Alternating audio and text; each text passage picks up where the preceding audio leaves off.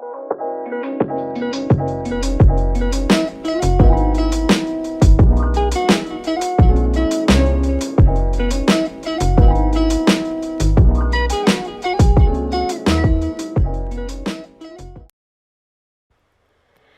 everyone, today I'm going to be sharing with you my favorite vegan maple granola recipe. All the ingredients which I use for this recipe will be written for you down below.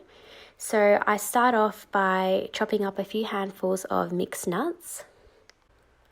I love to use cashews, walnuts, almonds, and sometimes even Brazil nuts. Just make sure you're using a sharp knife when you cut them because they are a little bit hard to cut through. You can also choose to not cut them. I just prefer to have smaller pieces in my granola. Next up, get a big mixing bowl ready to go. I'm using around 700 grams of oatmeal here. However, you can use more or less depending on how much granola you'd like to make. I then add in my chopped nuts as well as a sprinkle of hemp seeds and 2 tablespoons of chia seeds. Give it a really good mix and then add in 2 tablespoons of coconut oil and keep mixing until it's all thoroughly mixed together, and then add a drizzle of olive oil. And now it's ready to go into the oven, so make sure you pop this onto some aluminium foil or even some baking paper, and I like to cook this at around 195 degrees Celsius.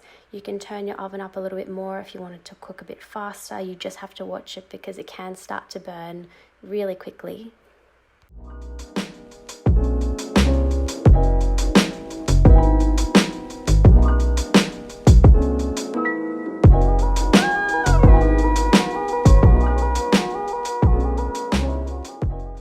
So whilst the granola is cooking in the oven, I start to prepare the maple syrup, and I do this by adding 5 tablespoons of pure maple syrup to a pot, and I cook it until it starts to boil and it starts to become a little bit sticky. This is when you know that it's ready to be taken off the heat, and then I add the peanut butter.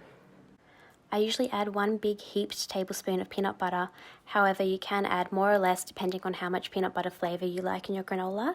I then drizzle a little bit more maple syrup until I get the right consistency. So you want it to be nice and smooth and creamy.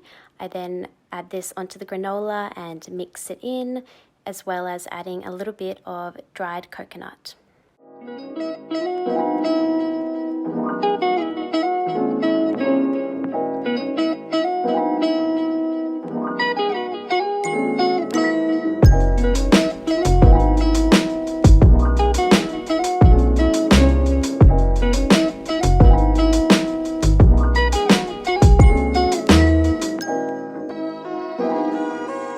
So it's really important to make sure you're taking the granola out of the oven periodically and giving it a mix, otherwise it won't cook through properly.